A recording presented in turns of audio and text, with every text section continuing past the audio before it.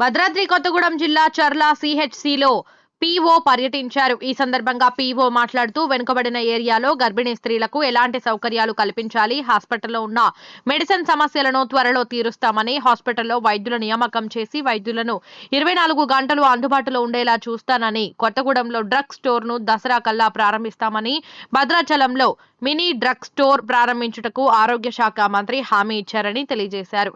Seasonal గా వచ్చే వ్యాధులను రక్త పరీక్ష కేంద్రాలను ఏర్పాటు చేస్తామని, టీ హబ్ను భద్రాచలంలో ఏర్పాటు చేయడానికి నా వంతు కృషి చేస్తానని హామీ ఇచ్చారు. ఈ కార్యక్రమంలో డాక్టర్, వైద్య సిబ్బంది పాల్గొన్నారు.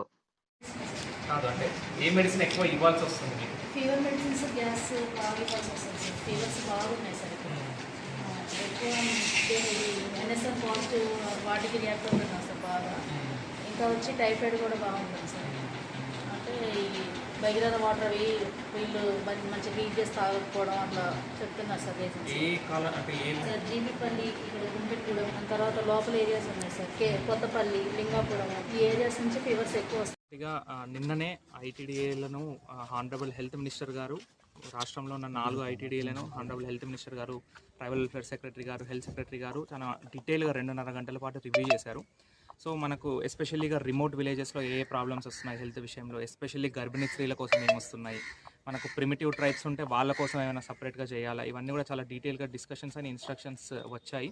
ఒక 15-20 రోజుల్లో మళ్ళీ రిపోర్ట్ చేసి పంపమన్నారు. సో అందుకే ఒకసారి ఫీల్డ్లో అన్నీ తిరిగి ఏమేమి సమస్యలు ఉన్నాయని తెలుసుకుందామని చర్ల సిఎస్సికి రావడం జరిగింది.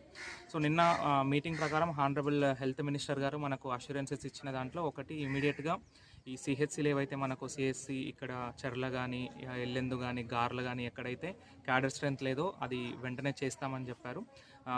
నెక్స్ట్ ఒక 15-20 డేస్లో ఒక రిక్రూట్మెంట్ కూడా ఉంది. సో దట్ మనకు సఫిషియంట్ డాక్టర్స్ని కూడా పంపిస్తారు.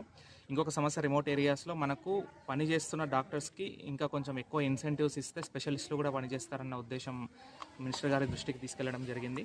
తర్వాత మినిస్టర్ సార్ చెప్పింది ఏంటి అంటే, మొత్తం మన ఐటీడీఏ భద్రాచలం అంతా మ్యాప్ చేయమని చెప్పారు. అంటే ఇప్పుడున్న సబ్ సెంటర్స్ ఎక్కడెక్కడ ఉన్నాయి, పిఎస్సీస్ ఎక్కడ ఉన్నాయి, సిఎస్సీస్ ఎక్కడ ఉన్నాయి, ఎవరికైనా కూడా ఒక హాఫ్ అన్ అవర్ 30 నిమిషాల్లోనే వాళ్ళు పిహెచ్సికి వెళ్ళగలగాలి. ఆ పిఎస్సి నుంచి నెక్స్ట్ 15-20 నిమిషాల్లో సిఎస్సికి వెళ్ళగలగాలి. అట్లా ప్లాన్ చేయండి. దానికి మీకు ఒక 3-4 ఎక్కువ పిఎస్సీలైనా ఇస్తాము, 1-2 ఎక్కువ సిఎస్సీలైనా ఇస్తామని చెప్పారు. సో ఒక 15 రోజుల్లో మేము అందరూ డిఎంహెచ్ఓ కానీ, డిసిహెచ్ఎస్ కానీ, ఇతర డాక్టర్స్ అందరూ కూర్చొని ఎక్కడెక్కడ ఇట్లా మ్యాప్ చేసి హాఫ్ అన్ అవర్ లోపే అన్ని ఏ పేషెంట్ అయినా కూడా రీచ్ అయ్యేటట్టు ప్లాన్ చేస్తాము. మనకు నెక్స్ట్ ట్రామా సెంటర్ కూడా ఇస్తామన్నారు. సో యాక్సిడెంట్ ప్రోన్ ఏరియాస్ ఎక్కడెక్కడ ఉన్నాయి ఐటీడీఏ పరిధిలో చూసుకొని ఒక ట్రామా సెంటర్ కూడా ప్రపోజ్ చేస్తాము. ఇంకొక మంచి విషయం ఏంటంటే, మనకు ఆల్రెడీ సెంట్రల్ డ్రగ్ స్టోర్ అనేది ఇప్పటిదాకా ఖమ్మం నుంచి వచ్చేది. సో అక్కడక్కడ మనం గమనిస్తూ ఉంటే కొన్ని దగ్గర డ్రగ్స్ లేవు అని వస్తుండే. ఇప్పుడు మనకు కొత్తగూడెంలోనే రెడీ అయిపోయింది. సో అది కూడా దసరా లోపే హానరబుల్ మినిస్టర్ గారు వచ్చి ఇనాగ్రేట్ చేస్తారు.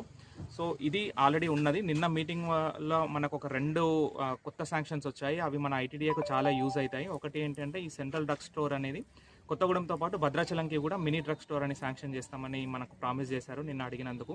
సో దానివల్ల ఎస్పెషల్లీగా ఈ చర్ల కానీ, దుమ్ముగూడెం కానీ, ఈ బూర్గంపాడు వీటికి ఎక్కువ ఉపయోగపడుతుంది.